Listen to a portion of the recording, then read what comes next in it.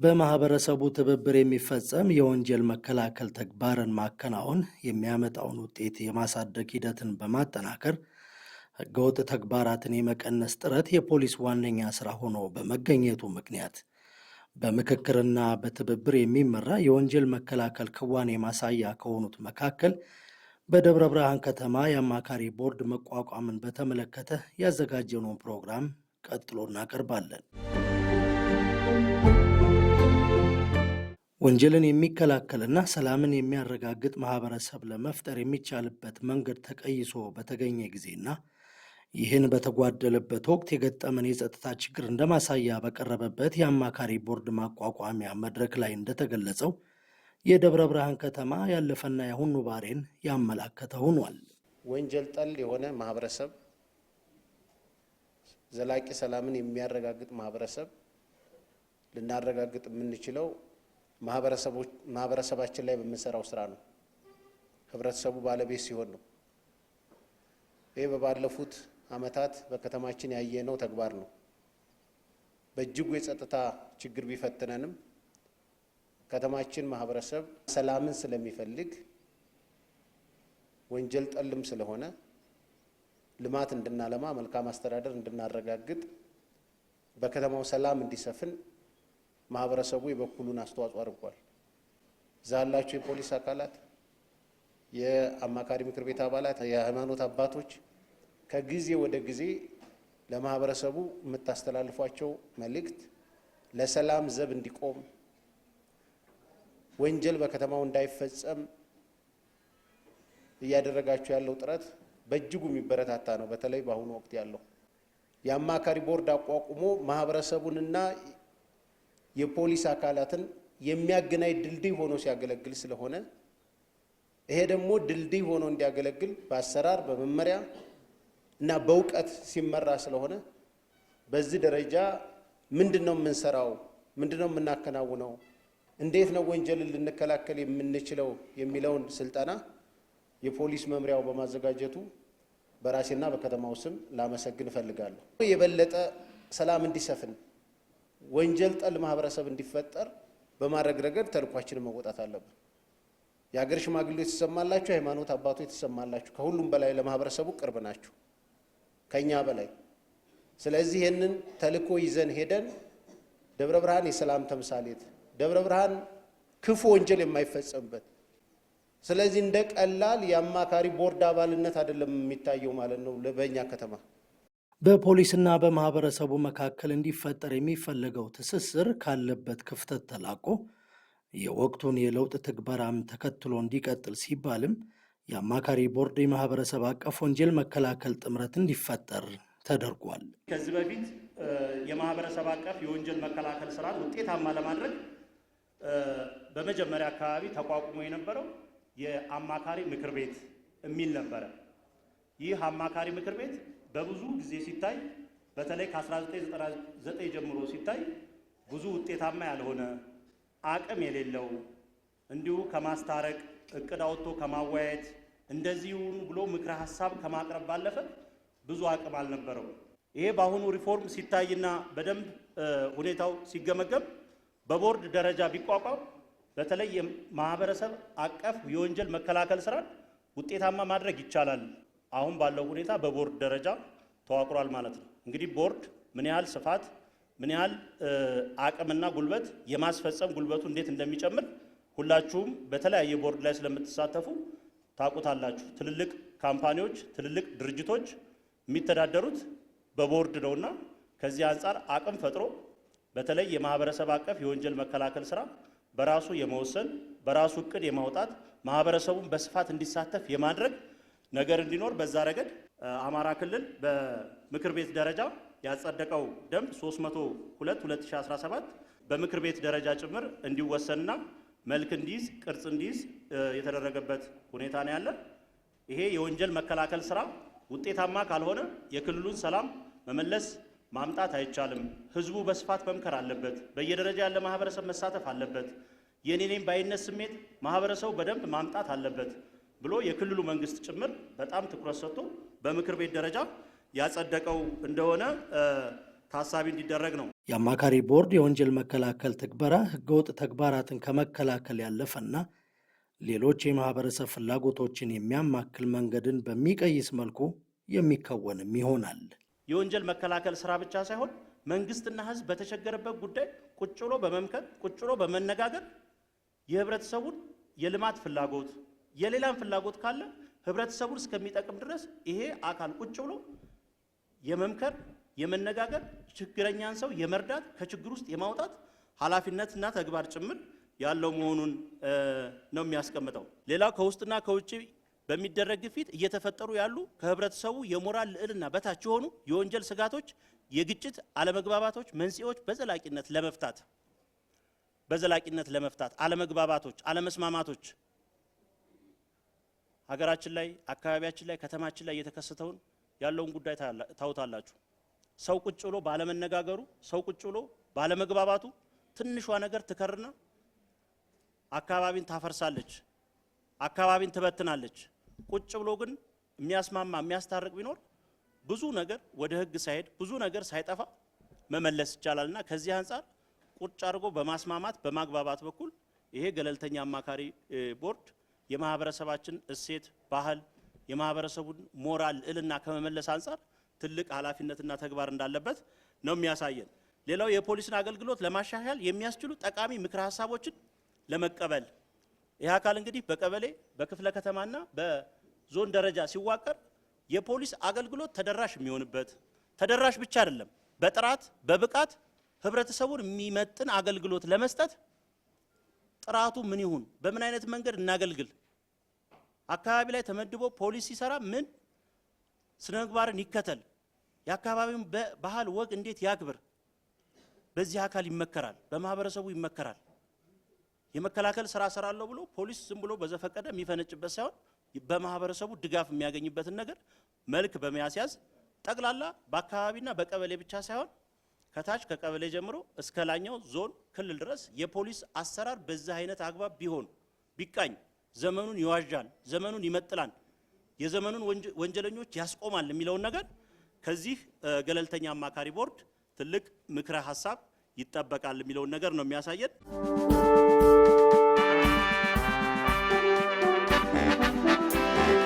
ይሄ ስትራቴጂ በክልሉ ምክር ቤት ጸድቆ ስራ ላይ እንዲውል ተደርጓል። ትልቅ አቅም አግኝቷል። አሁን ቀደም ሲል እኔ አመራር ነበርኩኝ። በተበጣጠሰ ሰነዶች መጥተው ነበር ስልጠና ተሰጥቶ ወደ ተግባር የሚገባው። ይሄ ለክልሉ ፖሊስ ትልቅ እድገት ነው። እኔ አሁን ላሉት መሪ ክብር አለኝ። አሁን መዋቅሩ የፈጠረው እድገት ነው ብዬ ነው እኔ የምደመድመው።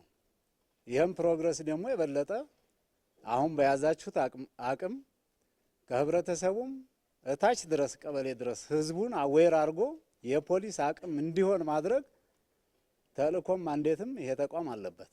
አንደኛ ለህግ ቅርብ የሆኑ ሰዎች ገብተውበታል ህግ ለማውጣት። ሁለት ከሰላም በላይ ምንም ልማት አይኖርም። አሁን የቀረበው አጀንዳ በእኔ እምነት ዘግይቷል እንዲያልል የፖሊስ አማካሪ ምክር ቤት፣ የፖሊስ ጸጥታ ምክር ቤት ወዘተርፈ የሚል እሱ ስራውን እየነካካው የመጣ ነው። ይሄ አሁኑ ያ መነሻ ይሆነዋል። ምናልባት እንደ አዲስ ያየሁት ቢኖር ይወስናል በራሱ ይላል ቦርዱ ይወስናል። ውሳኔም ላይ ጥንቃቄ ያስፈልጋል። ያፈጻጸም መመሪያ ያስፈልገዋል። ቦርድ ነኝ ብሎ እዛ የተደራጀ አካል ለወስን ቢል ውሳኔ ላይ ሲሪየስ ያስፈልገዋል። ጥንቃቄ ስለሚያስፈልገው እዛም ላይ አንድ መታየት ያለበት ይመስለኛል። ሁለተኛው ይሄ ቦርድ ያፈጻጸም መመሪያ ያስፈልገዋል። ያፈጻጸም መመሪያ ነው አሁን እኛ የምንቸገረው። ይወራል ይበተናል። ያፈጻጸም መመሪያ ግን ሲሪየስ ያስፈልግ። በተለይ ላይ ያላችሁት ቅድም የቀረባችሁት እቀበላለሁ፣ በግሌም ፕሮፖዛሉ የቀረበው ትክክል ነው። ያፈጻጸም መመሪያዎች ከማን ከምን እንዴት ወዴት ለምን ተብሎ ያፈጻጸም መመሪያ ይውጣለት። ሌላው ህብረተሰቡ ይሄን ማወቅ አለበት። ወደታች ይውረድ፣ ወደ ህብረተሰቡ ይውረድ። አሁንም እዚህ ኮንፈረንስ አየን፣ መጥቼ ተሳተፍ። ወደ ህብረተሰቡ ያፈጻጸም መመሪያው አጭር ግልጽ ተደርጎ ይውረድለት። ይሄ ቢጨመር ወደ ህብረተሰቡ ይውረድ። ይህን ስናደርግ የህብረተሰቡ ችግር ቁልፍ የሆኑ ችግሮችን የመለየት የመነጋገር የመግባባትና የመደማመጥ ዘዬው እያደገ ሲመጣ የራሳችን ጸጥታ በራሳችን የማስከበር አቅም ይኖረናል። የፈጣን ቀልጣፋ መረጃ መለዋወጥ አለብን። አንዳንዴ ሰው ከተጎዳ በኋላ አንዳንዴ የሆነ ጉዳት ከደረሰ በኋላ እየጠረጠርን ሳንናገር በምን ይለኛል ስሜት ብቻ ነው አገር ችግር ላይ እየጣልን ያለ ነው። እኛው ነን ማንም ስላልሆነ ማለት ነው። ስናከራይ ማንነቱን አናቅም፣ ጎረቤት ያለው ማንነት አናቅም፣ ሲያልፍ አናቅም። ብቻ በመጠርጠር ወይም ደግሞ ለጸጥታ መዋቅር ማሳለፍ ሲጠበቅብን የሾርኒ በምን አገባኝ ስሜት እየሄድን ነው ችግር የሆነውና የመረጃ ልውውጣችን ፈጣን ቀልጣፋ መሆን አለበት። አጠቃላይ ካፈጻጸሙ ጋር እቅድ ያስፈልገዋል፣ መመሪያ ያስፈልገዋል የሚባለው ቴክኒካል ጉዳዮች ታይተው ማስተካከል ያለብን ነገር አስተካክለን ወደ ስራ ማስገባት መቻል አለብን። ይሄ መዋቅር ጥርስ እንዲኖረው ማድረግ መቻል አለብን። ማህበረሰቡ ጋር የተለየ ተጽዕኖ ሳይፈጥር የሃይማኖት ተቋማትና ሌሎች አካላትን የጋራ አካቶ ስራ እንዲሰራ ማድረግ ላይ ስራ መስራት መቻል አለብን። ለዚህ ደግሞ እዚህ ያላችሁ ሰዎች በርካታ ልምድ አላችሁ። ይሄን ይዘን ይሄ ምክር ቤት ቅድም በተቀመጠለት አቅጣጫ መሰረት የመጀመሪያው ፕላን ያደርጋል። በየ3 ወሩ ይገመግማል። ከአመራር ውጭ ያለው እዛ አመራር ውስጥ የሚካተቱና ቴክኒካል ነገር የሚያግዝ ሰው ካለ እናስገባለን። እዚህ ቤት ያለ ሰው ሊስትር ነው የሚሆን የዚህ የገለልተኛ ምክር ቤት አባል ነው። ያን ይዘን የከተማችን ማህበረሰብ አሳትፈን የከተማችን ሰላም እናመጣለን። ለዚህ ለማድረግ ይሄን እንቀጥላለን። ይሄኛው ሁለተኛው በየክፍለ ከተማው ይቀጥላል። በየክፍለ ከተማው አሁን በተደራጀው ልክ ቲም ይዋቀርለታል ማለት ነው። አመራር ይዋቀርለታል። እነኛ ያዝናቸው ሰዎች ክፍለ ከተማ የምንጨምራቸው ሰዎች ተጨምረው ፕላን ይደረጋል፣ እቅድ ይቀርባል፣ ውይይት ይወያያል፣ ይወርዳል። ቀጥሎ ቀበሌ ይቀጥላል ማለት ነው። የፖሊስ የሥራ ኃላፊነት የውጤት ደረጃው እንዲቀላጠፍና የማህበረሰቡ አጋርነት እንዲረጋገጥ የከተማዋ ማህበረሰብ የበኩሉን ድርሻ ሊወጣ እንደሚገባም በውይይቱ ተመላክቷል። የውበታችንም የገጽታችንም የክብራችንም የእንቅልፋችንም መቋጫ ደህንነታችን ፖሊስ ነው። በቃ የህይወታችን መሰረት የእንቅልፋችን መቋጫ ሁሉ ፖሊስ ነው። ሌላው ጸጥታማ አካል ቢኖር ግን ዋናው ከህብረተሰቡ ጋር አሁን ህብረተሰቡ ነው። ህብረተሰቡና ፖሊስ አንድ ነው አይደል? ፖሊስን እንርዳ፣ እርስ በርሳችን ሰፈራችንን እናስከብር። እዛ ጋር ከሰራን አሁን ያላችሁትን ነገር ሁሉ ማቀናጀት እንችላለን። እንቀናጅ። ሁላችንም በየሰፈራችን ከተቀናጀን ደብረ ብርሃንን ውብና የሰላም ሀገር ማናረግበት ምክንያት የለም። ህብረተሰቡ ተቀናጅተን ከሰራን የጸጥታውን አካል ከረዳን ደብረ ብርሃንን የማንቀይርበት ምክንያት የለም የሚለውን ነገር ሁላችንም እናያዝ። እኔ አሁን ለተደረገልን የስብሰባው ዓላማ የተገለጸልን አገላለጾች ብዙ ነገሮች አሉ። ግን ወደ ተግባር እያንዳንዳችን ላይ የሀሳብ ትጥቅ እየሰጣችሁን ደብረ ብርሃንን ተቀናጅተን ሰላም እንድናደርጋት ብናደርግ ደስተኛ ነኝ። አሁን ሰላምን አብዛኛው ተመኝ ነው እንመኘዋለን እንጂ ግን አንከተለው ማለት እንዴ? ብዙዎቻችን እንደዛ ነው። እና ሰላም መመኘት ብቻ በቂ አይደለም፣ መከተል ያስፈልጋል። መከተል ማለት ምን ማለት ነው? የመጀመሪያው ሰው ሲከተል ምንድነው የሚሆነው? ራሱ ነው ሰላም የሚሆነው። ራሱ ከወንጀል ንጹህ ይሆናል። በእኛ ቋንቋ ከኃጢአትም ንጹህ ይሆናል ማለት ነው። ከኃጢአት የተጠበቀ ከወንጀል ነፃ የሆነ ሰው እሱ ምን ይሆናል? ቅድም የእንትናችን የሚለው ምንድነው የሚለው? አመራር የቦርዱ አባል ለመሆን መስፈርቱ የተቀመጠው ከማንኛውም ወንጀል ነፃ የሆነ ይላል። ስለዚህ መጀመሪያው ሰው ምን መሆን አለበት? ራሱ ሰላም መሆን አለበት። ከራሱ ጋር መታረቅ አለበት። ሰላምን ለማግኘት ሰላም መከተል አለብን የሚለው ነገር ዋና ፒላር ሆኖ መቀመጥ አለበት። የመጀመሪያው ሰላምን ለማረጋገጥ እኛና ፖሊስ፣ ህዝብና ፖሊስ በጋራ ሊሰራ ይገባል ማለት ነው። ህዝብ የብቻው አይደለም፣ ፖሊስም የብቻው አይደለም። ፖሊስ እየተጋ ህብረተሰብ ደግሞ በራሱ መረጃው የማይሰጥ ከሆነ የማይከታተል ከሆነ የማይደግፍ ከሆነ አሁንም በአንድ እጅ አጨብጨባ አይዘለቅም፣ ማጨብጨባ አይቻልም ማለት ነው። የጋራ ጥምርታ ይጠይቃል የሚለውን ነገር መገንዘብ ይጠይቃል ብዬ አስባለሁ። እኔ እንዳላየው ሆኜ አልፋለሁ የሚል ስሜት በህብረተሰቡ ዘንድ እየተንሰራፋ አሁን እሱ ጋር ሲመጣ ነው ዋጋ እያስከፈለን ያለው። ስለዚህ ያ እንዳይመጣ ቀድሞ ከጎረቤት ሲንኳኳ ብቅ ማለት ይጠይቃል ማለት ነው።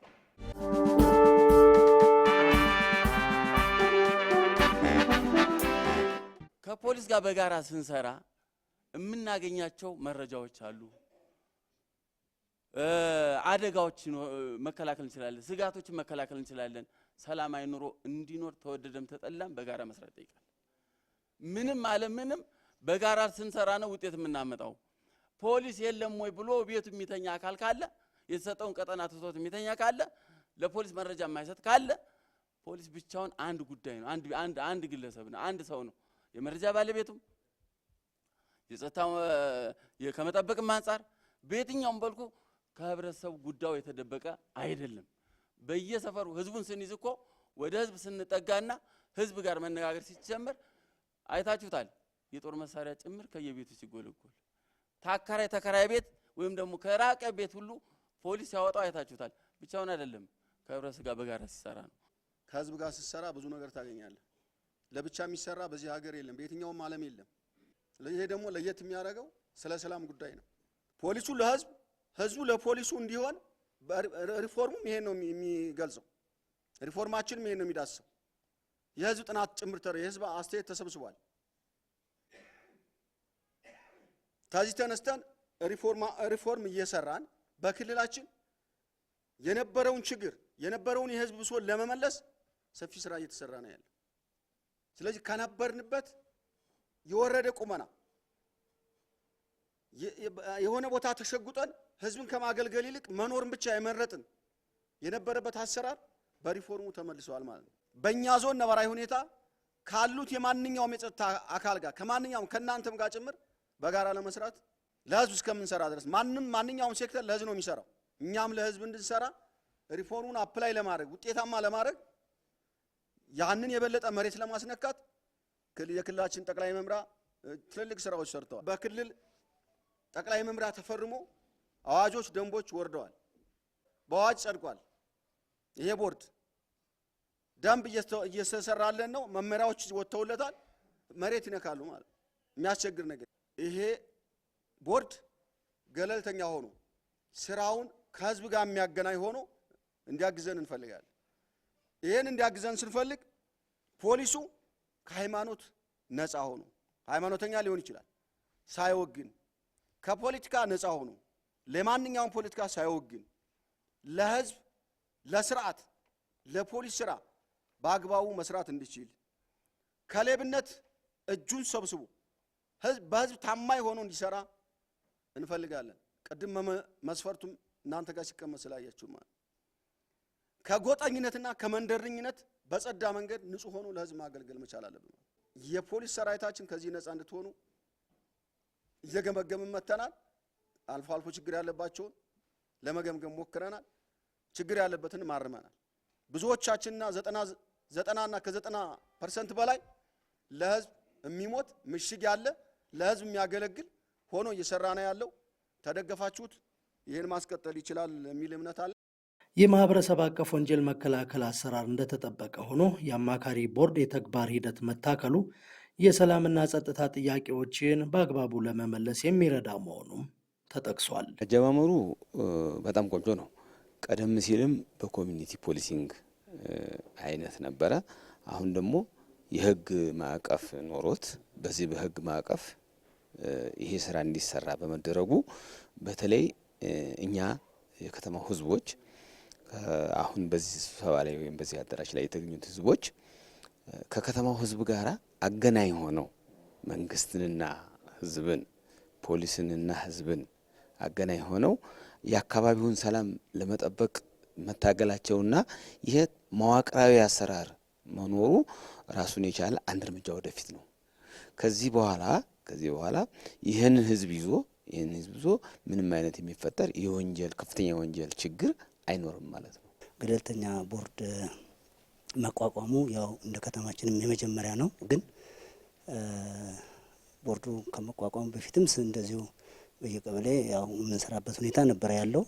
ግን አሁን መዋቅራዊ አሰራር ሆኖ መምጣቱ ለሀገራችንም እንደ ከተማም እንደ ሀገርም የገጠመንን ችግር ማህበረሰብን ከፖሊስ ጋር እያቀናጁ ችግርን ለመፍታት ጥሩ እድልና መንገድ የፈጠረ ነው ብዬ አስባለሁ።